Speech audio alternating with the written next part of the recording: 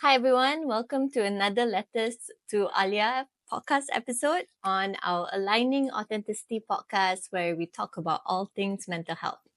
So, for today's episode, I have been so excited to actually do it.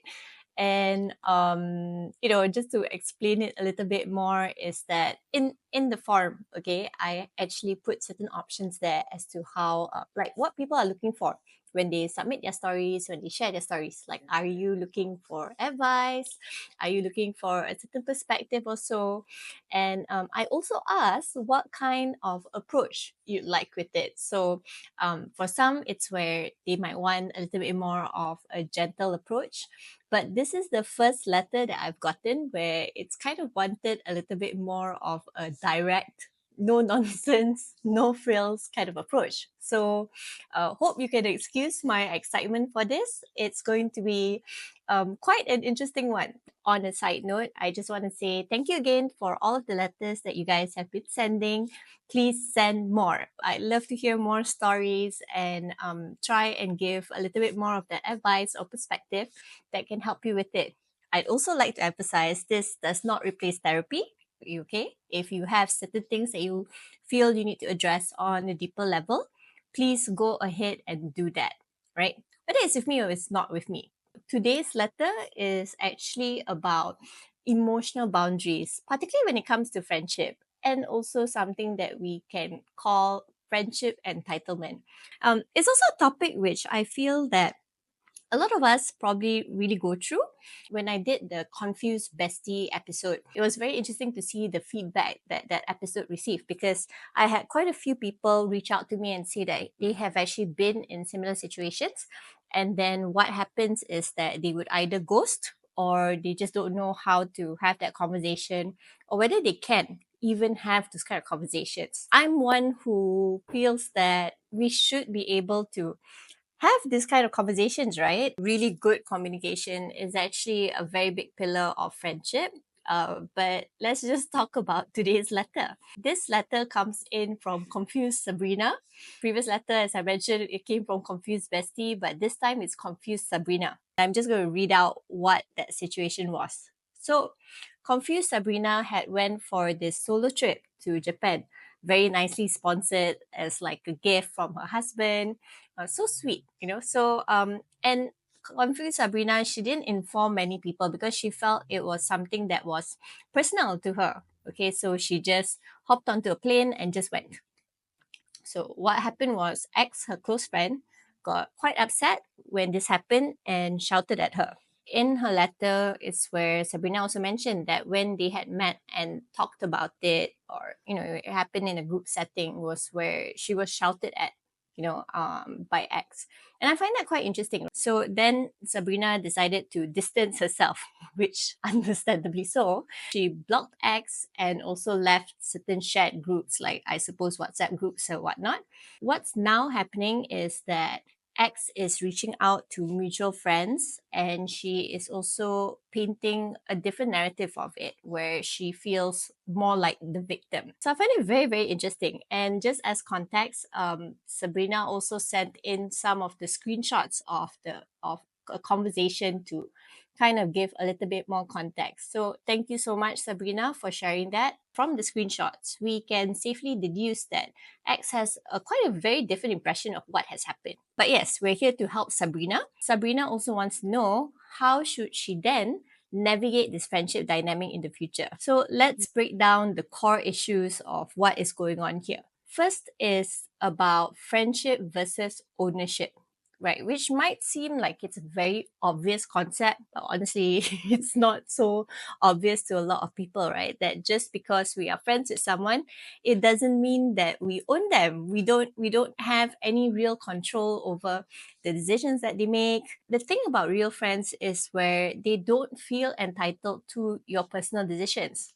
So and it can be a very hard concept to grasp. In this case, X wasn't just hurt because she was also angry and possessive. What struck me about the situation is that it's not just about concern, but it really feels like there's that element of control involved. So and with that, that's where there's a little bit of this like you owe me mentality. Some friends think that, oh, because I talk to you every day or I see you very often, that it automatically means that we don't need to have certain boundaries. Or they might feel like it should automatically mean VIP or automatic access to your life. In certain friendships, they might also feel like, oh, I do all these things for you, or maybe I share more about myself to you. So why don't you do the same thing for me? However, true closeness actually really emphasizes respect and boundaries. Real friendships really do not work this way. It does not mean that you can control these things or that you have this right to it, which I know it can be very difficult to swallow, but it is the truth. And with the way that X reacted to it, it kind of feels like as if she felt that she had the right to approval of Sabrina's choices. Because if your friend has decided to go on a trip and when she didn't tell you, right, I would think that someone who is maybe a little bit more concerned also would ask or just give that space. And in this case, that might have happened, but it feels as if like that space um, was not something that was accepted, by X at least. And it seemed to aggravate her or made her even angrier, which then led to her lashing out at Sabrina. So now let's get to the third part of when X decides to message the other friends and tell them that, oh, there's this thing that's going on. Or so, okay, I think that would also really cloud the situation a bit more, because if you are really concerned about it, then why not reach out directly? So X shouted at Sabrina. And of course, Sabrina just responded and said that, she didn't think that she owed anyone an explanation for what she was doing. As a friend, if you have already opened up that discussion, like how X did, okay, and someone gives you a certain response or feedback that you may not quite like, I think that maybe you're not able to do it in that moment, but at least when things have calmed down a little bit more or so, is to actually kind of like stop and think about it first, and consider really where your friend is coming from. But in this case, what X actually went to do was to go and talk to other friends about it, So that's what I mean by it kind of complicates things a bit more. Like, if you had talked directly, then you could have cleared the air much more easily and without as much drama. When I was much younger, it's where I did sometimes feel like, oh, okay, if I am very close to you, like, why would you not share with me about certain things? Or if they're seeing another friend that I'm not so okay with, I'll be like, why are you doing this? Like I would take it very, very personally. But I think after a while, what really helped me with it was one was to talk to that friend about it. And I do have to say that for the friends who are a bit more real, a bit more true, they were very patient with me, And once I felt like, okay, like I felt listened to, I felt acknowledged, that was where I felt like, oh my God, like I don't need to be so crazy, I can. There are better ways for us to have these conversations. How X chose to deal with it is to kind of do an indirect guilt tripping, to tell the friends or try and control the narrative and be like, oh, these things have happened, but don't tell anyone, don't tell people that I have told you or so. I'm not assuming I know what was on X's mind. Like maybe she was looking for some direction, she was looking for some help. I can understand sometimes that there's the need to find a different perspective, like for example, of course, if two friends they are having an issue, maybe you just kind of want to get an objective perspective. You might ask someone, but I think it would have maybe a different tone to it, like, oh, okay, like what did they notice or so. But in this case, I don't think that X was particularly open to that. Like X had a very more one-track mind of what she felt was the right way or so, and that doesn't really leave a lot of room for accepting other people's feedback. We're not sure if it was a conscious or subconscious decision on X's part, but it does feel as if like you're stirring the pot a little bit more instead of reducing the possible issues that can come out of this, right? Like yeah. So that part is not so great. So how should Sabrina handle this type of friendship dynamic? Firstly, is to remember that you don't owe anyone a front row seat to your life. I don't think that that just applies to friends. It can also apply to certain other closer connections, like maybe with certain relatives or so. They do need to know maybe certain things, but there are certain things which you can just keep more to yourself. No friend out there is actually entitled to know everything. And I know that can be very difficult for us to accept, especially if you've known someone for a very, very long time or so. But I think it's also coming from a space of understanding that, hey, if someone who regularly tells you something has decided not to tell you instead, I don't think the first instinct is to get angry with it or get upset. It's more for us to actually ponder or reflect a little bit more. Okay, one is to see like, well, maybe they're kind of going through something, or I'll talk to her when she's back from Japan, right? I think that could have been a nicer way to resolve the situation, at least for X. But for you, Sabrina, you get to choose what you want to share. And I don't think that you need to over explain it or try and come up with all of these reasons, right? And then what? It's like you need to write approval paper or what for this person to actually agree to it also. It's really up to you how much you want to share, whatever it might be, with whoever it might be. Second is that not all friendships deserve closure. I don't mean that badly, but what I mean is that because of the context, right? Like this person has shouted at you and has gone about trying to control the narrative or so. Yeah, so like it's understandable that you have blocked this person. When we're talking about boundaries or when we're talking about misusing certain boundaries, it's like, okay lah, maybe that person didn't do anything wrong to you and then you choose to block them. I think that's a whole different conversation. But in this case, it's where you did feel attacked. You tried to explain yourself and that just didn't go that well. It makes sense that you want to have some distance, right? In fact, X is kind of lucky that didn't meet someone who is as aggressive or who is more out there and be all like, and both of you having like a showdown there. Maybe that is how X prefers to communicate. Like there are some people out there who they just want to have the final say, or they just want to feel like they have won all the time. And that is not a competition that you need to be a part of. Engaging them would just fuel the drama even more. From this point of time, it's already starting to expect, right, to some of the other people around you. And that's probably how you have heard about it because these people have also shared it with you.